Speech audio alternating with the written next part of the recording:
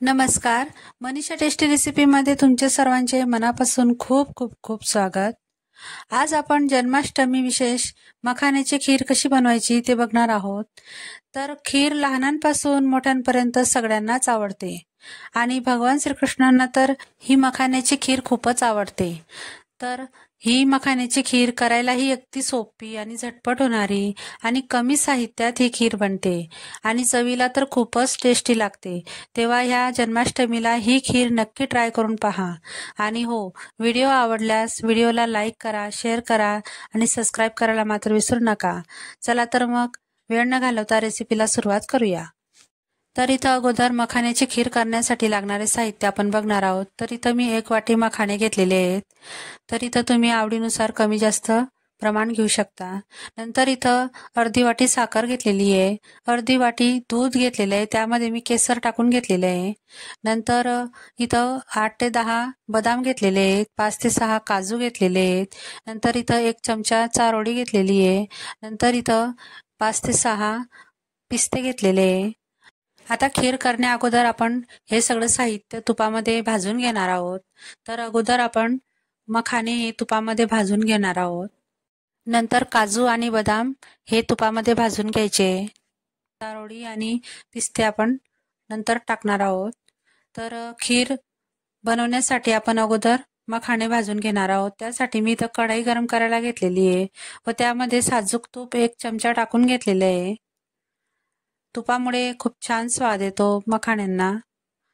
तर इथं 1 वाटी मी मखाणे टाकून घेतलेले आहे. ते आता व्यवस्थित मंद आचेवर आपल्याला भाजून घ्यायचे. तुपामध्ये भाजल्यामुळे यांना मस्त असा सुगंध येतो आणि त्यामुळे खीरही खूप छान लागते.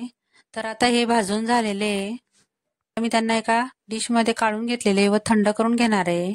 यांना फक्त 2 ते 3 मिनिटच आपल्याला तुपामध्ये भाजून घ्यायचे. नंतर मी इथं अजून अर्धा चमचा तूप टाकून घेतलेले आहे.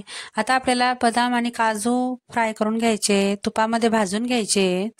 तर इथं अगोदर मी काजू टाकून घेतलेले व त्यांनाही 1 मिनिट परतून घेणार आहे आणि नंतर मी त्यांना काढून घेणार आहे. परत आता इथं बदाम टाकून घ्यायचे व त्यांनाही 1 मिनिट असंच तुपामध्ये परतून घ्यायचे. अगदी थोड्या तुपामध्येच आपल्याला हे परतायचंय. 1 मिनिटच आपल्याला हे तुपामध्ये व्यवस्थित परतून घ्यायचे आणि तुपामध्ये परतल्यामुळे खीरला खूप छान टेस्ट लागते, छान स्वाद येतो खीरचा. तर आता यांना मी काढून घेणार आहे. आता इथं बघू शकता आपले मखाणे थंड झालेले आहेत आणि छान कुरकुरीत झालेले आहेत. आता मी यांना मिक्सरच्या भांड्यामध्ये फक्त पल्स मोडवरच फिरवून घेणार आहे. जास्त आपल्याला चुरा वगैरे करायचा नाही त्याचा. आणि नंतर काजू बदामही बारीक करून घेणार आहे. तर इथं मी मखाणे टाकून घेतलेले मिक्सरच्या भांड्यामध्ये आणि त्यांना आता आपण पल्स मोडवर फक्त 2 ते 3 तुकडे होतील एवढंच आपल्याला बारीक करायचे. तर इथं बघू शकता मी मखाणे बारीक केलेले, काजू बदामही बारीक करून घेतलेले. आता आपण खीर बनवणार आहोत. त्यासाठी मी इथं 1 कढई गरम करायला घेतलेली आहे आणि त्यामध्ये आता आपल्याला दूध टाकून घ्यायचंय. तर इथं मी 1 कप मखाणे घेतलेले होते, तर मी इथं 1.5 कप दूध घेणार आहे. दूध तुम्ही गाईचं, म्हशीचं कोणतंही घेऊ शकता. दूधही तुम्ही कमी जास्त घेऊ शकता. तर इथं मी 1.5 वाटीच दूध घेतलेलं आहे आणि घट्टसर अशी खीर बनवणार आहे, त्यामुळे कमीच दूध घेतलेलं आहे. दुधाला व्यवस्थित उकळी आणून घ्यायची आपल्याला. हे बघू शकता दुधाला व्यवस्थित उकळी आल्यानंतर आपल्याला 2 ते 3 मिनिटं व्यवस्थित ते आटवून घ्यायचंय. 2 ते 3 मिनिटांनंतर मी इथं मखाणे टाकून घेणार आहे. मखाणे व्यवस्थित आता त्यामध्ये मिक्स करून घ्यायचे आणि त्यांनाही आता व्यवस्थित शिजवून घ्यायचंय दुधामध्ये. आणि असं चमच्याच्या साहाय्याने कळेवरचं दूध आणि साय लागलेली असते तर ती पण काढत चालायची, म्हणजे खीर एकदम व्यवस्थित घट्टसर बनते आणि मलाईदार होते. तर इथं आपल्याला दुधाला अजून 2 ते 3 उकळी आणून घ्यायची आहे. नंतर 1 उकळी आल्यानंतर मी यामध्ये साखर टाकून घेणार आहे, कारण साखर जशी विरघळेल तसं दूध अजून पातळ होईल. तर साखर व्यवस्थित असे चमच्याच्या साहाय्याने विरघळवून घ्यायची आहे आणि अजून परत आपल्याला दुधाला व्यवस्थित उकळी आणून घ्यायची आहे, म्हणजे घट्टसर असं दूध होईल आणि खीरही व्यवस्थित घट्ट होईल. खीर शिजवताना किंवा करताना मंद आचेवरच करायची, जास्त मोठ्या फ्लेमवर करायची नाहीये. तर इथं आता 2 ते 3 उकळी आल्यानंतर मी यामध्ये काजू आणि बदाम टाकून घेतलेले आहे. काजू बदाममुळे अजून ती घट्टसर होईल. त्यांनाही व्यवस्थित आता दुधामध्ये मिक्स करून घ्यायचं आहे. नंतर इथं मी थोडीशी वेलची पावडर टाकून घेतलेली आहे, अगदी थोडीशी टाकायची, त्याच्याने खूप छान स्वाद येतो. नंतर यामध्ये मी मखाने टाकून घेणार आहे. मी यांना क्रश वगैरे काही केलेलं नाही आहे.